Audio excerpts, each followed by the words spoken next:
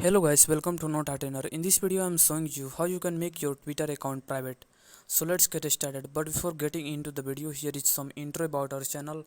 Our channel Noteartener is a tech tutorial channel, and here we upload daily how-to tutorial videos bringing solutions of the problem that you are facing on your internet journey. So you can join our community by subscribing and pressing the bell icon to get free access of our unlimited content of knowledgeful and interesting tech videos like this one.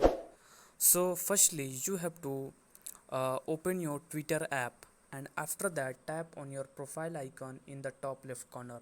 After that scroll down and then tap on the settings and privacy option. After that, when you come to the settings tab, tap on the privacy and safety options. Here you can see. After that, when you come to this activity, your Twitter activity page, you have to tap on the first option, audience and tagging. And when you are here to make your account private or to protect your tweets, you have to simply tap on this toggle button to make your Twitter account private, and it is saying that only current followers and people you approve in the future will be able to see your tweets. So that's it, that how you can protect your tweets or make your account private.